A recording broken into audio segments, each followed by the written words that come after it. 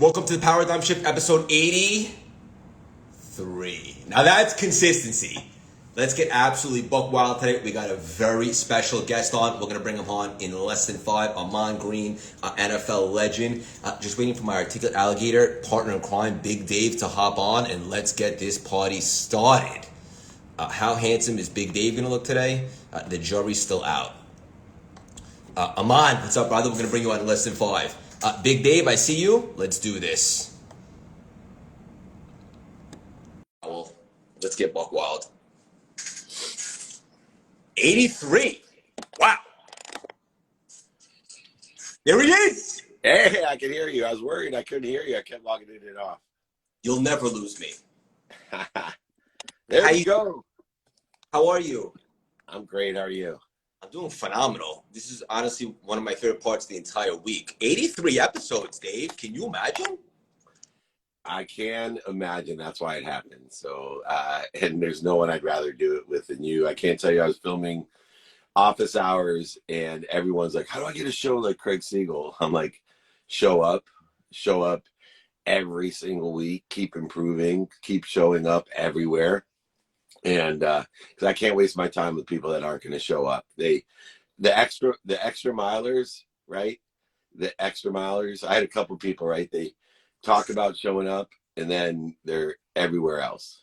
Like sometimes even in the same city. Oh, unexpectedly, I'm in Las Vegas. Oh, come on by. Okay. Okay. But then sure enough on Monday, hey, can you get me on Ed Milet's show? And you know the lesson I'm alluding to. There's no traffic in the empty mile, right? Yeah, it's empty. That's why they call it the empty mile, but you got to be there every day. And there's so many liars, people who are lying to themselves. And guess what? It's okay, right? But I just can't waste my time with that bleeding. I just can't. There's too many people like Craig Siegel out there that are literally willing to change the world by showing up every day, 7 days a week. What surprises me, and I think this is good to hammer home before we bring on our guest, Ahman, which I'm excited about, is consistency is something that's available to everybody. It comes down to a commitment and effort. And yet so many people get a little momentum, and then when they're not feeling like it, they back off, and that's why they never get to where they desire. Yeah, exactly. They use the extra mile going every once in a while without using that thing that's free and available to everybody, consistency, to get there. And then they justify, right? They justify with blame, shame, and justification why they're not where they want to be, right? They lie to people and go, oh, it's this is a different time for me, right? But look, you don't have the money, you don't have the time, you don't have the resources, fine, but you've got the consistency to pay attention and give attention to what you want. You really are a sex bunny. It's unbelievable. I'm going to ask you one quick question, and then we're going to bring on Ahman Green. Super excited. Looking at your content this week, which is basically as important to me as breathing, and everybody else should as well. You saw something which I thought was pretty cool. It's a paradigm shift in itself. And you said, instead of raising the bar, you like to lower the bar. Yeah, look, so many different people out there express this in a different vocabulary, different vernacular. So what they do is the first 5 minutes suck, and you're a runner, and you can't tell me that the first 5 minutes of running feels like the middle 5 minutes or the last 5 minutes. Not a chance. After 5 minutes, everything is good. So remember, I use time as a stable data point. It is the only dependent variable that is quantifiable to all subjective and objective matter. And so if I can say to myself, I lower the bar by utilizing time, so I'm going to spend a minimum of 1 minute doing this. Notice I say minimum, right? Because I want to get back started. If you lower the bar, then you can get moving. And statistically, every single thought leader out there will tell you, you got to get started. You got to get moving. So what's the easiest way to get moving is to lower or lessen the resistance. And time, since it's the dependent variable, the common denominator of all things today, I'll repeat that, time is the common denominator of all things today, then just lower the bar, lower the minimum amount of time, and do that with your personal things. You know for a fact that I use it with my mom. Minimum of 1 minute a day with my mom. And so happy and pleased that I do that, because I have already lost my father when he was 80, and I don't want to feel the void, shortages, and obstacles that I felt when he passed, that I didn't do everything I could. I wasn't consistent in a relationship that meant so much to me. Yeah, beautifully said. And with that approach, everybody can get momentum, right? Because you're not looking for a home run or a touchdown every day or every play. You could control first downs. Yeah, you can control first downs, right? And you just keep on playing, and you got to keep playing and keep moving. In order to do so, use time as a dependent variable, lower the bar, put and prioritize the things that are most important to you, not what's important to other people, not what's missing, what you don't have, but what's important to you. And then go ahead and lower the bar. Give yourself a minimum of a minute or two. Remember, also, if all you do is a minute or two every day is worth more than an hour or two on Saturday. It's right. And just like having 83 episodes of the paradigm shift, these, are 20 to 30 minutes every single week. And we don't miss a week. We've never missed a week. You and I have been all over the world, runs, marathons, injuries, hospital stays. Yep, The we find, if the internet's not available, we find it. that's it. It's a non-negotiable. It's pretty simple. Yeah. And also, you never look more handsome. We're going to bring on Ahman Green right now. I can't wait to spend quality time with you in Portugal. I know, man. Everybody come check us out at Web Summit. We'll be on the big stage, rocking and rolling. We got a podcast studio there. We're going to have Tim Draper. I want to introduce you to Tim Draper. Maybe we'll get him on the paradigm shift as well. He's been on Office Hours. He's been on several different shows of mine. There he is. There he is. Ahman, how you doing? I'm doing good, guys. How you guys doing? We're doing great. Thank you for Blessed. beautiful Saturday. We're excited to have you, brother. Hey, I'm excited to be here and getting into some paradigm shift topics here, conversation. I like what you're talking about already, so I've been listening in. Before we do that, I got to ask you: are we concerned at all about the Packers? I say as a former player, no. It's early in the season, and if they want to get better, they just got to figure it out. The players, the coaches, they guys got to come together and find what's going to work, because right now the plays on offense is I think it's affecting more of the team than anything, because right now, and I say offense and special teams, defense is showing up, but defense is a victim of offense not scoring points, turnovers, and special teams giving up block punts, stuff like that. Then the defense has got to work overtime, and then obviously they're human. And this is the NFL. It's the top 1%ers around the league, even though some teams are better than others. It's just how they collaborate and then how they work together is what makes them the better team. Love the message in there, right, Big Dave?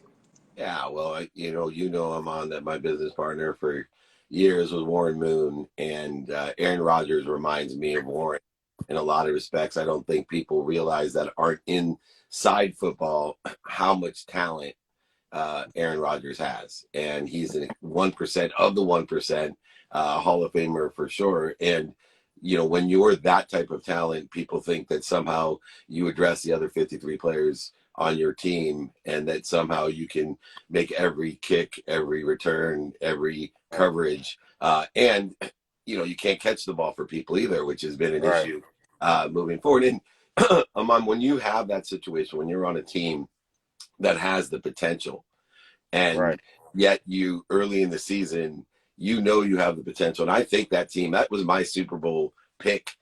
They have the potential. What do you do? What do you do as a player? As an elder statesman on the team, what do you do as a player to kind of get people to get back to the intention and belief that, hey, look, season's early. There's been plenty of teams with our record that have won. Why don't we just take this next game and put it together and build that momentum that Craig and I were talking about?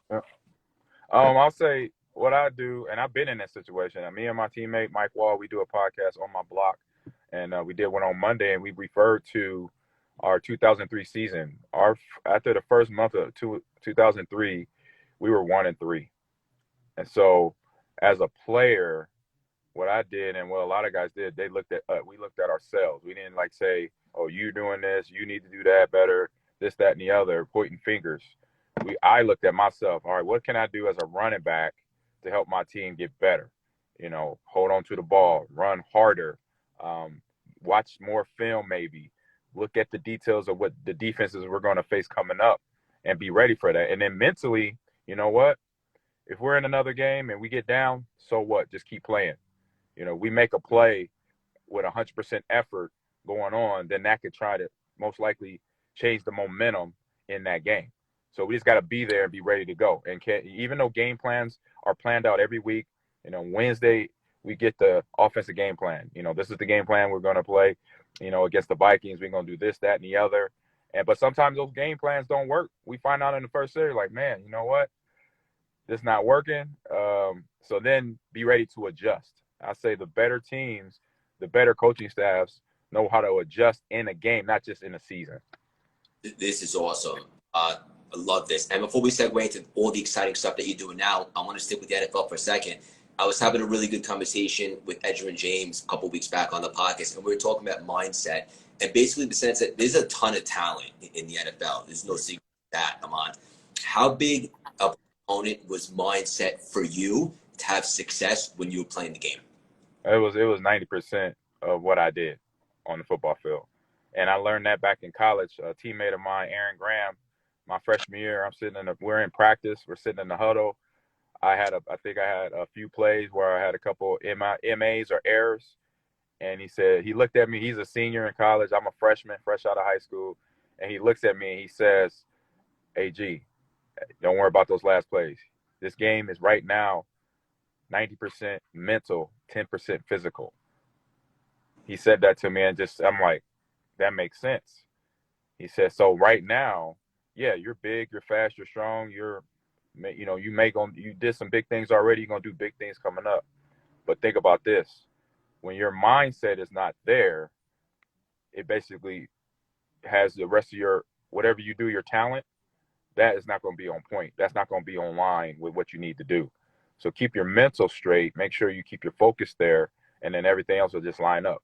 Your innate abilities, the stuff coaches can't teach you, playing football, playing basketball, hockey, golf, Olympic sprinters, whatever your job is, when your mind is off, everything else is off. If your mind is right, you're going to play and show up on the field when your players need you and when your coaches need you.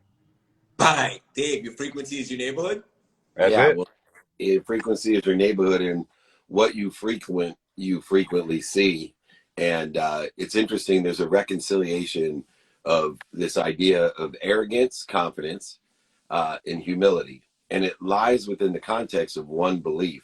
And that is that you cannot overachieve your own self-image. And when you take the greatest athletes on earth, which I've been blessed to be around, it's amazing how their self-image, their worthiness as they have injuries or lose or get older can diminish. And then they, on the exterior, show arrogance to project the insecurity of their own self-image, but you can never overachieve your own self-image.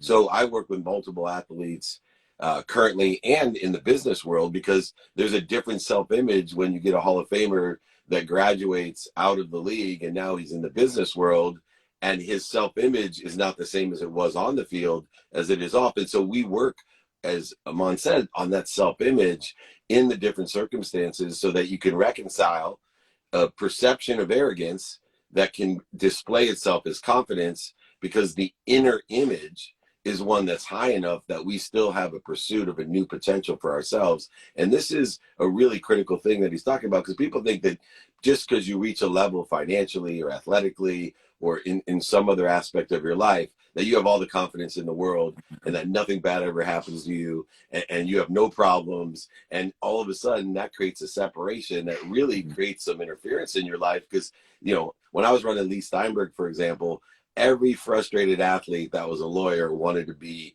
Lee Steinberg, Jerry Maguire.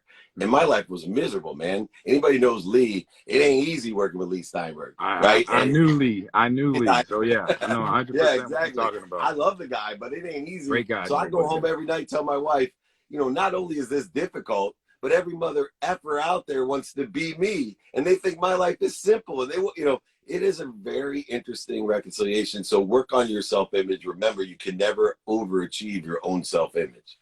100%. 100%. Yeah, this is great stuff. Ahman, I want to acknowledge you for the community so they can support you too. Right now, you are the head esports coach at Mayfield University. Is that right? Yep. At Lakeland University. It's in Sheboygan, Wisconsin, right in the middle between Milwaukee and Green Bay area, so Northeast Wisconsin. And I've been doing that for 3.5 years. And then I'm a content creator on Twitch and YouTube. I do several podcasts. One is a gaming podcast that's been around the longest. It's called Ahman Green's Gamers Lounge. I've been doing that podcast for almost 4 years now. And then one I just started about a year ago. It's almost 2 years now. It's On My Block podcast with one of my teammates, Mike Wall. He was an offensive guard for the Packers for most of my career. And then he also played for the Carolina Panthers and Seahawks. And then my other two teammates, we just started one this season. It's called the Greet and Go G Lounge with Gilbert Brown and Dorsey Levens. Both of the guys I played with, still friends after the game. And I say to that note, on both of those podcasts, it just shows that we went our friendship. I say being teammates went beyond the locker room. And people always ask why are we good? We had the talent during those stretches from about 2000 to about 2005. We had a stretch. We had 4 consecutive playoff runs. We had 03 was the best year that the organization to this day as a record still had in franchise rushing history. Not only myself, but Tony Fisher, Najee Davenport, and I, we still got records of rushing as a Packer from that year. And that was because not only were we great teammates to each other, that we pushed each other, we could talk to each other in certain ways that if you heard it and didn't know us, you thought we didn't like each other. But we understood each other, that we didn't take somebody commenting in our game that was a teammate, we didn't take it personal. We took it as, okay, if that's critical information I need to know to get better. And because I know this dude next to me loves me, he cares about me, and he has my back. So when he's on me, he's just doing it to make me better. Or if I'm on him, vice versa, I'm doing it to make him better. So that right there was the reason why we had 5 years or 4 years in a row being in the playoffs. And overall, that culture has not left. And that's why Green Bay, overall as a culture, a team, for 30 plus years has been on the top of the NFC in the NFL for these years. When you talk about Green Bay, you could go back the last 15 years, other than 2005, because we had a fluke injury year that year. Other than 2005, and I'll say probably 2008, those are the only 2, maybe 3 years in there, maybe another year, that you could say we were below 500 or we didn't have a really good season. But overall, we had a team culture of winning, accountability, and what you mentioned here, consistency. Guys showed up to play. They showed up as a professional in the offseason. Coming out of the offseason, guys were in shape. They didn't use training camp to get in shape. If they had injuries, they got better as soon as they could, and made sure, like for me, I had a couple of times where I had to make a decision on my injury. I had a hamstring thing bother me, and I had to look at myself, because I was one of those players that if it wasn't cut off or broken, I'm playing. And so I had to really look at it and be like, you know what? I'm not going to be 100%. I'm not going to be even 80%. So I got to make a hard decision not to play and put somebody in my position that can, take care of the job. And that was during the 04 season or 06 season one year. So that year. So yeah, it's just having players like that with that mindset where the coaches didn't have to check us. We checked each other. Coaches had to coach. Coaches knew that. It's like, oh, we could coach. We got a locker room of players that if we lose, I don't have to get on the coach. I don't have to get on a player. The player is going to get on each other. And that's what we did. Ahman's on fire today. And for the audience, there was one season specifically I think you're referring to where Ahman Green alone had over 1,800 rushing yards and 15 touchdowns just on the ground. Correct? Correct. Yeah. Those are like no joke numbers. And also, you mentioned the word culture. Isn't culture everything, Dave? Like, even when you're running a business, like it sets the tone, right? Yeah, well, the internal self-management is critical to a business or a team, obviously. And Ahman, on the esports side, I'm a founding investor of Overactive Media, so the Toronto franchises, and Marcus Colston in the weekend. We all put that together years ago, and would love to hook up with you. And then Liner has the Hall of Goats now too, so I'm on their board. And I've seen that. Yeah. We'll have to hook up. But the culture is critical. I mean, look at all the winning teams, and I'm not going to mention them because They're not my teams, but they're all self-managed. When it comes to wanting to win, the energy, the focus, it comes from within. A coach is there to strategize. See, the difference of the internal management of a team with real leaders in the locker room is that a coach's job is to bring the best out of you and strategize, right? A coordinator strategy, he's supposed to bring the best out of you, but he can't manage a locker room, right? When someone's saying something, doing something, feeling something, or believing something that's not aligned with the collective goal, then the leaders need to step up and re-engineer. There needs to be an internal pressure to have a culture to be our best, to be, as you know, teammates will enjoy the consistent every day, persistent without quit pursuit of their potential. And then the coach will bring out that potential by running the right plays, by making sure he calls the timeouts when he's supposed to call the timeouts. But those are the players that you see. And we all know the teams. You ask yourself, how do they always win? Right? There's a couple off seasons, but you look in history, and I'll mention a few that don't win, and they'll ask me, how come the Browns never win? Because they don't have that culture. They don't have that culture. And they keep trying to buy players, bring in one quarterback every, how many quarterbacks have Green Bay have? Why do you think that is? Exactly. That's not even a half a year for the Browns usually. So there has to be, and I promise you that the next people they bring in, it's a culture. And that's what we're building here, a community and a culture. And by the way, Green Bay is the only publicly owned organization as well. So talk about a community and a collective consciousness. Their leadership from the ownership down is about culture, not about me. It's about team. Right. And I got one more thing, and I got to run here. So I agree. You're 100% on the culture aspect, and another reason on that, and you mentioned it, the Packers being public owned, basically by the community in a way where there's no designated owner. So you don't have nobody up there. Now I don't say nobody up there like that, but I say you don't have a CEO that, as we've seen, good CEOs in the NFL and bad CEOs in the NFL that run a team, and the ones that do it right, those are the successful ones. The ones that don't do it quite right, those are the ones that are struggling trying to get there. And so when you have that leader in place or not in place, it just depends on that person's personality.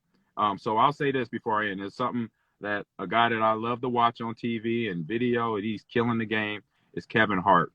And when he said, everybody wants to be famous, but nobody wants to put the work in, I was like, I already liked him. I was like, I'm rolling with this guy every time I see him on doing something. He's doing DraftKings commercials. He's doing his stand-up. He's doing his little TV shows. But he's always, like my man, another guy that I played against, hell of a player, Hall of Famer, Troy Polamalu, and he's in that commercial where he says, always not working. It's like, you got to understand where if you want that nice life, you want money, whatever we mentioned on this show and what I know y'all guys talked about on your previous shows, you got to know there's a grind. You got to have a mindset. And we're talking about mental. It's all about up here. If you have a mindset, you tell your body, you tell your brain, this is what I got to do to get here. And even if I got, like you were talking, a minute a day, like you were talking about talking to your mom a minute a day, because at the end, it totals up more. When you have that mindset to do that and understand the work that's got to be involved, then you're going to get where you need to be. But if you have that mindset you see somebody doing something on TV that you like or you think is cool, then you know what, I'm going to go down that path. You start walking in that path, and then you're like, you kind of slow up, like y'all mentioned, come up with some excuses why you didn't get there, why you didn't complete it. But I'm like, you knew signing up that it wasn't going to be easy. For everybody that's been successful in the industries I've been in the football industry, or say sports, and now I'm in esports. And so even though what I did in football, I'm in another industry. That means I got to put in that same grind. When I started when I was 5 years old playing football, knowing that I wanted to be a pro baseball player or pro football player. So I'm coming in with that same mindset. And in the last 6 years, I'm pretty much hitting the goals that I set for myself, because back in 2016, I told myself I wanted to be a coach, if not for esports organization, maybe a college, I don't know. But now I'm here. I've been here for 3 years, almost 4 years. So you got to have that mindset that no matter what you want to do, don't get over I say don't get overexcited about it, because if you do, you set yourself up for that failure of realizing, oh man, okay, this is a lot tougher than I thought. I gotta get up early this day for that reason. I gotta do this. I got 9 things I gotta do, and I ain't even started the first, and the day is almost done. So you have those little moments of like, what did I sign up for? You know? And you got to realize that if you signed up for something that you saw on TV, that you saw this actor, this athlete, this celebrity, this businessman or businesswoman doing their thing, and you like, okay, I could do that. Well, just realize, hey, you got to put work in first, and you got to grind it. And it's not going to just come to you. It might take 2 years, 3 years, 4. It might take your whole life. You know, it might take that long. But if you're consistent, you're going to be hitting a couple things. Something I call your well. Your love, the things you like to do hits in your well. So you start filling that up too, you know, and then you slowly get there and build. And as long as your well is always full of the things you love to do, then it's easier as you get going. You know, I started doing my podcast 4 years ago with 1. Now I'm doing 3 because I love doing it. And I love coaching. All that stuff coming together is it's a lot of work. By the end of the day, as soon as I sit down on a chair, I pass out because I'm doing the things that I love to do. I'm coaching, I'm streaming, I'm sending out messages. I'm doing what I'm doing right here. You know, speaking the word of what leaders and what grinders and what people that want to accomplish things do. It's giving that information to people in the best way we can, and we could do it different ways, like they're right here on Instagram. On my phone, I'm sitting in the parking lot about to go into an appearance right now, a meet and greet. So always never not working. I love that comment. And like I said, if you want to be famous, you better put the work in. So I'll say that because I got to ride out. I'll give you one to add to Kevin. It ain't easy to be at ease. So True. you see people that are at ease. It ain't easy to be at ease. So be at ease, my friend, man. Thank you. Good luck at your meet and greet. Ahman, basically what he's saying to the audience is negotiate the price in advance. Dave, I think you agree, 83 episodes, one of the best mic drops yet. That was awesome, Ahman. Genuinely, thank you for joining us. I'm going to tell the whole community to support you. We're going to share this everywhere, and I can't wait to connect and crush it at the meet and greet. All right. Thank you, guys. Craig, Mike, talk to you later. Take care. Peace. Thank you. Peace. Big Dave, take us home with one final nugget. Yeah, you know, I think that reconciling 2 things is interesting, and I came to an epiphany. When you coach and speak and help as much as you want to do, things start getting more clear. So there's one great thing I want to leave everybody with. When you help people, right? I talk about the 2 ways to get where you want to be is to help people get to where they want to be, or ask people for help. When you ask people for help, it has an accelerant to it, right? It's a fastest way to get to where you want to be. When you help other people get to where they want to be, it is a statistical success of getting you to where you want to be, because more people will help you get to where you want to be. So the numbers are on the statistical side when you give help to get somebody to where they want to be, and it's an accelerant when you ask someone to get to where you want to be. And I want to be. And so the logo is like this, right? One hand pulling somebody with you, one hand somebody pulling you. Get the accelerant, get the statistical success, be efficient, effective, and statistically successful with what you want in life. Empower others to empower others to be happy. Every time I'm with you, I'm happy, especially the 83 times we've been here virtually. I will see you in New York, then Portugal, November 1st through 4th. Come visit us at Web Summit. It's sold out. 70,000 people will see my boy on the stage, see us on a stage. We will be rocking and rolling. We have the studio. Thank you, everyone. Be more interested than interesting, as always. David at dmeltzer.com. Thanks, Craigie. I love you so much. I'm going to sext you in a little bit. Thank you for keep pulling me as I pull others. I love you, brother. Thank you. Love you. Good weekend. Paradigm Shift episode 83 in the books. Will be here next week for episode 84. You dig? Why? Because it's a non-negotiable. Why? Because we're not just interested. We're committed. We're all in. You understand the difference? If you want to get to any place that you desire, ask yourself, honestly, are you interested or are you committed? And if you're committed, you will 100% get there. As Ahman Green said, it might not happen in 2 weeks. Maybe it'll take 2 years. Maybe it'll take forever. But you will get there. If you're just interested, you will get crippled by adversity. I love you guys. Dave and I are so grateful that you guys join us every Saturday. We promise to keep leveling up, getting great guests, dropping unbelievable value as we continue to grow this show. Go check out Ahman Green. He's on fire. He's a legend. Of course, go check out Dave. You'll be better for it. I'm better for it. And thank you guys again. Let's have an unbelievable weekend. And we'll be back here next week for the Paradigm Shift episode 84. You dig?